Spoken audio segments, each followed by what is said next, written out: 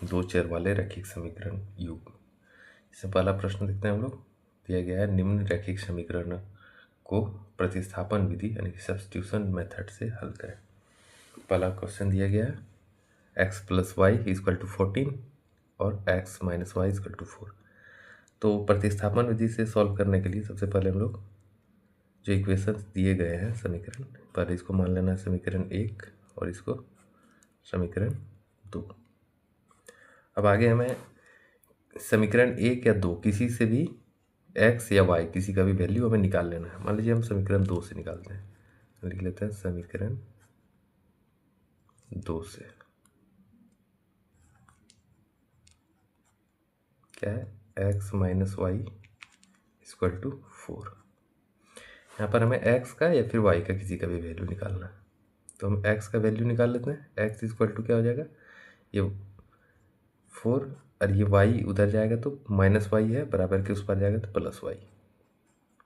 इसको मान लेते हैं हम लोग इक्वेशन समीकरण 3।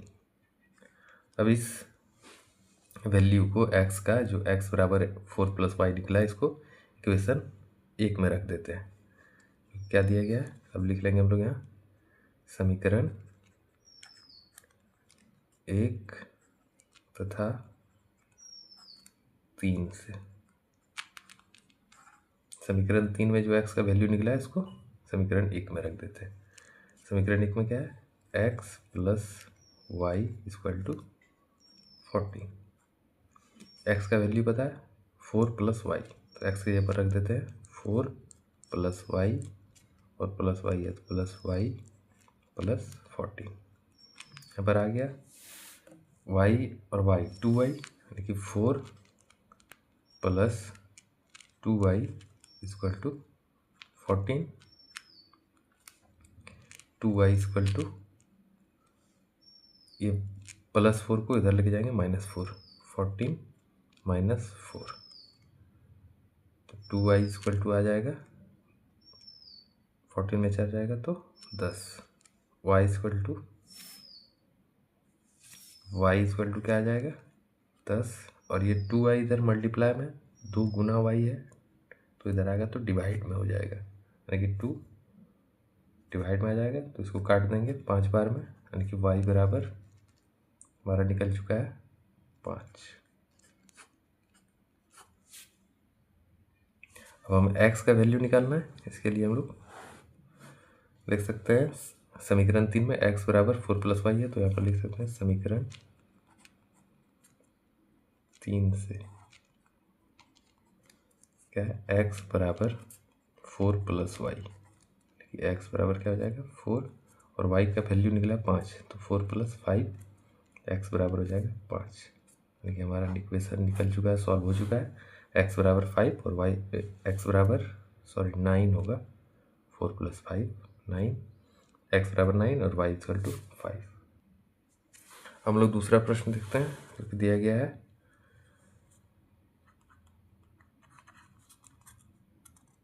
s minus t equal to 3 और s by 3 plus t by 2 equal to 6। इसमें हम लोग सबसे पहले इसको समीकरण 1 मान लेते हैं और इसको समीकरण 2। अब हमें इनमें से किसी भी एक समीकरण को लेके आगे बढ़ना है। तो सबसे पहले समीकरण 1 से देखते हैं हम लोग। समीकरण 1 से क्या है s minus t equal to 3, तो s बराबर हो जाएगा 3 प्लस टी, क्योंकि माइनस टी उधर जाएगा तो ये प्लस टी हो जाएगा। इसको मान लेते हैं समीकरण 3। अब इसका वैल्यू हम लोग समीकरण 2 में रखते हैं। यहाँ पर लिख लेंगे समीकरण 2 तथा 3 से s की जगह पर 3 प्लस टी रखना है। तो यहाँ पर क्या है s by 3 plus t by 2 equal to 6।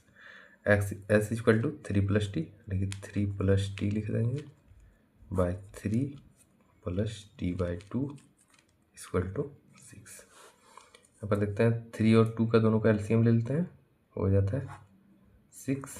अब 6 से इसको मल्टीप्लाई करेंगे तो 2 बार में, यानी कि ये पूरा इसको 2 से मल्टीप्लाई करेंगे, 2 इंटू 3 प्लस टी, फिर प्लस ये 2 से 6 जाएगा 3 बार में, इसलिए 3 से इस टी को मल्टीप्लाई करेंगे, यानी कि 3 बार में 3t बराबर 6।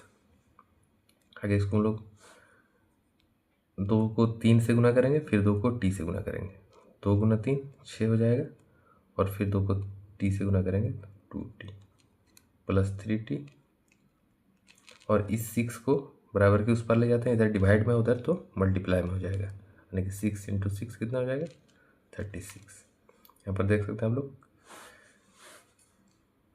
2t है और 3t है, ये हो जाएगा 5t बराबर 36, और ये 6 है इसको उस पर ले जाते हैं, -6 हो जाएगा, तो हो जाएगा 5t equal to 30, t equal to 30/5। इसको काटते हैं हम लोग 5 से 6 बार में, यानी कि t इक्वल टू आ जाता है 6।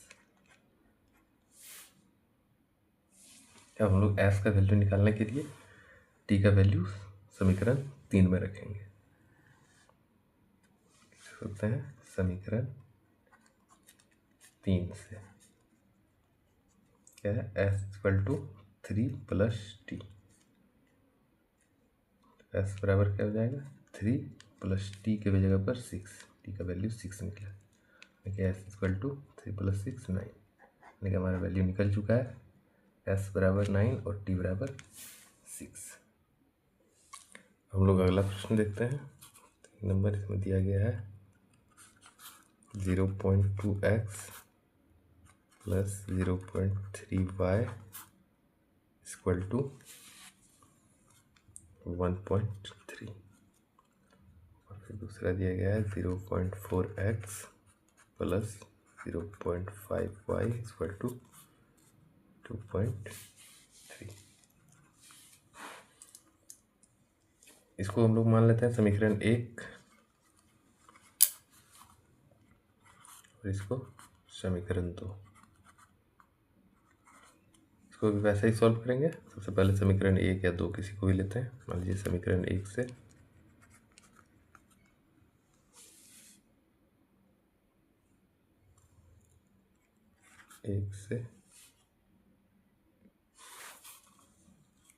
क्या है 0.2x plus 0.3y equal to 1.3। यहाँ पर हम लोग x का वैल्यू निकालते हैं।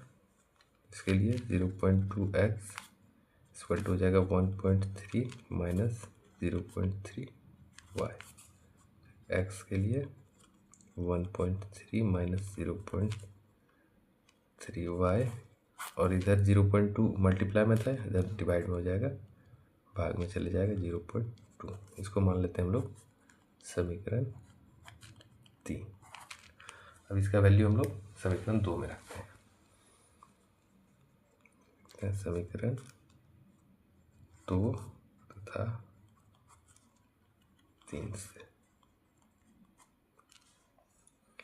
0.4x plus 0.5y equal to 2.3। यहाँ पर हम लोग x का वैल्यू ये वाला रखते हैं, तो 0.4 into 1.3 minus 0.3y bye 0.2 plus 5y याद लिख देते हैं, प्लस 0.5y इक्वल टू 2.3। यहाँ पर इसको काट भी सकते हैं, 0.2 और 0.4 को 0.2 आएगा, यानी कि ये हो जाएगा 0.2 into 1.3 minus 0.3y plus 0.5y equal to 2.3। आगे इसको मल्टीप्लाई करते हैं हम लोग 0.2 से 1.3 को, यानी कि 13 को 2 से गुना करेंगे तो कितना होगा 26 और बीच में पॉइंट है तो एक अंक के बाद पॉइंट बैठा देते हैं, 2.6, ऐसे इसको गुना करेंगे, 3 को 2 से गुना करेंगे कितना होगा 6, और एक डिजिट के बाद पॉइंट है तो 0.6y हो जाएगा प्लस 0.5y इक्वल टू 2.3। यहाँ पर देखिए 0.6y है और 0.5y है, यानी कि 6 में 5 जाएगा कितना बचेगा 1, लेकिन ये माइनस में ये बड़ा है इसलिए माइनस 0.1y इक्वल टू 2.3, और ये 2.6 को इस पार ले जाते हैं तो ये माइनस में आ जाएगा -2.6, -0.1y इक्वल टू 26 में 23 को घटाएंगे कितना बचेगा 3, एक अंक के बाद पॉइंट बैठाना 0.3, और फिर y बराबर क्या हो जाएगा 0.3 बाय, ये देखिए माइनस में होगा ये क्योंकि 2.3 माइनस 2.6 है, 2.6 जो है वो बड़ा है इसलिए माइनस का साइन रहेगा यहाँ पर, तो ये माइनस में और ये भी माइनस में इधर गया 0.1, ये माइनस माइनस कैंसिल हो गया और पॉइंट यहाँ ऊपर नीचे कैंसिल हो गया, यानी कि y का वैल्यू आ गया है 3। तो x का वैल्यू निकालने के लिए हम लोग समीकरण 3 से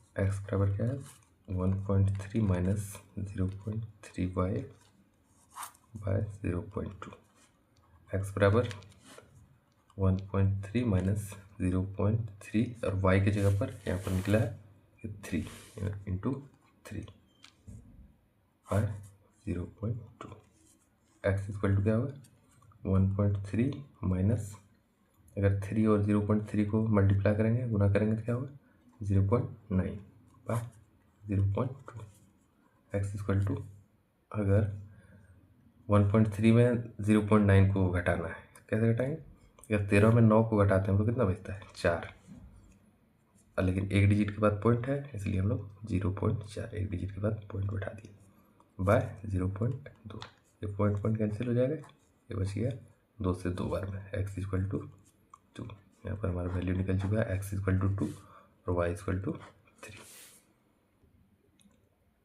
अगला प्रश्न देखते हैं हम लोग, यहाँ पर दिया गया है √2x plus √3y equal to 0 और दूसरा है √3x minus √8y equal to 0।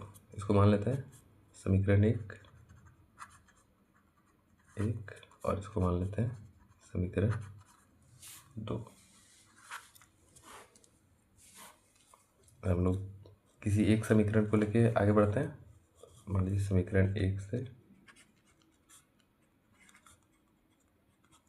क्या है √2x plus √3y equal to 0, तो √2x इक्वल टू हो जाएगा माइनस √3y क्योंकि ये बराबर के उस पर जाएगा, और x इक्वल टू हो जाएगा माइनस √3y बाय √2, इसको मान लेते हैं समीकरण 3। आगे इस वैल्यू को हम लोग समीकरण 2 में रखेंगे, अब लिखते हैं समीकरण 2 तथा 3 से। समीकरण 2 में क्या है √3x minus √8y equal to 0, यहाँ पर x की जगह पर ये वाला वैल्यू रखते हैं हम लोग √3 into minus √3y by √2 minus √8y equal to 0। √3 से इसको मल्टीप्लाई करते हैं, √3 इंटू √3 क्या होगा 3। मान लीजिए रूट कोई भी दो नंबर से अगर रूट में रहे सेम नंबर को मल्टीप्लाई करते हैं, √3 इंटू √3 करेंगे तो ये हो जाएगा 3, तो √3 गुना √3 होगा 3, और ये क्योंकि माइनस में इसलिए माइनस, और ये y बाय √2 माइनस √8y बराबर 0। यहाँ पर देख सकते हैं दोनों जगह y बाई है तो हम लोग y कॉमन ले लेते हैं दोनों जगह से, यहाँ पर बच जाएगा -3 बाई √2 माइनस √8 इक्वल टू 0। हम लोग क्या करते हैं कि ये y को छोड़कर जितना भी है ये y से मल्टीप्लाई में इधर जाएगा तो भाग में हो जाएगा, या इधर जो गुना में रहता है बराबर के उस पर में डिवाइड में हो जाता है। अगर इन सबको 0 से डिवाइड करेंगे तो सब मिलके 0 हो जाएंगे, इसलिए y बराबर 0। y का वैल्यू निकल चुका है, हम लोग x का वैल्यू निकालते हैं। लिखेंगे समीकरण 3 से क्या है, x बराबर -√3y बाय √2, x बराबर -√3 और y का वैल्यू कितना निकला है 0 इंटू 0 बाय √2, x बराबर हो जाएगा 0, क्योंकि √3 इंटू 0 0, 0 से किसी नंबर को डिवाइड करता है तो 0 हो जाता है, यानी कि x का वैल्यू भी 0 और y का वैल्यू दोनों ही 0 निकलेगा। देखिए इससे एक और प्रश्न हम लोग देखते हैं।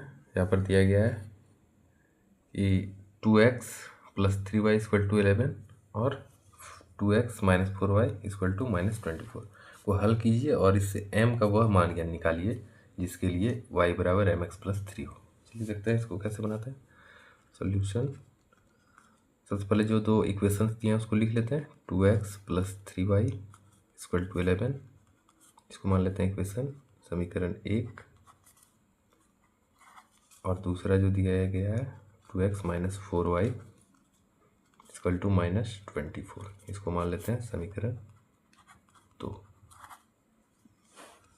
अब समीकरण 1 या 2 किसी को लेकर सॉल्व करते हैं। तो समीकरण 1 से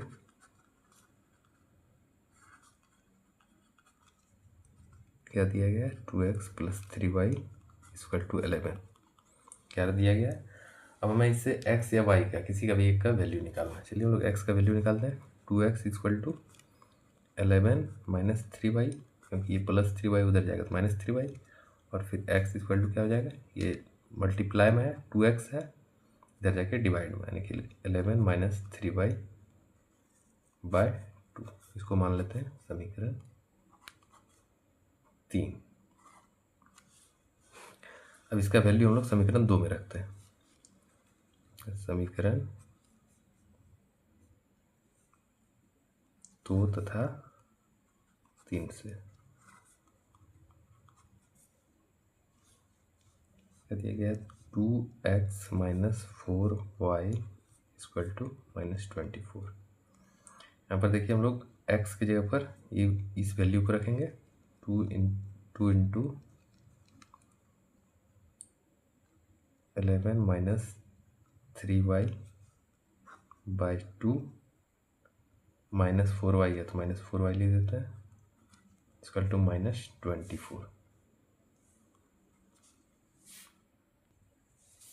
यहाँ पर देखिए ये 2 और 2 कैंसिल हो जाएगा, बचेगा क्या 11 - 3y - 4y = -24। यहाँ पर -3y - 4y minus minus plus हो जाएगा, लेकिन साइन माइनस का ही रहेगा, -7y = -24, और ये +11 है इधर तो इधर आके -11 हो जाएगा, यानी कि -7y = 24 और 11 कितना होगा 35, लेकिन ये माइनस में ही रहेगा क्योंकि ये दोनों माइनस में है।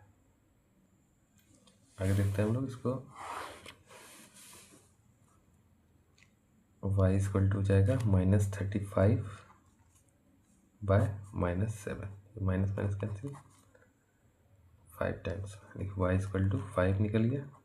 और x का वैल्यू निकालने के लिए हम लोग समीकरण 3 में इसका वैल्यू रखेंगे। x = 11 - 3 और 3y है, y की जगह पर 5 है तो y की जगह पर 5 रख देते हैं और by 2।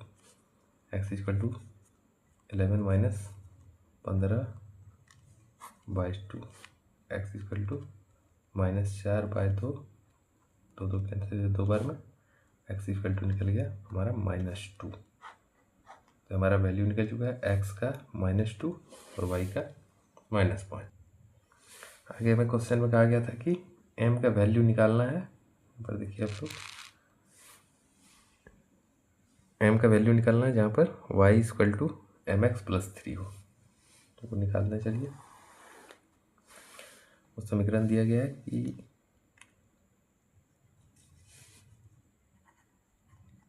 So y equal to m x plus 3, तो हमें m का वैल्यू निकालना है।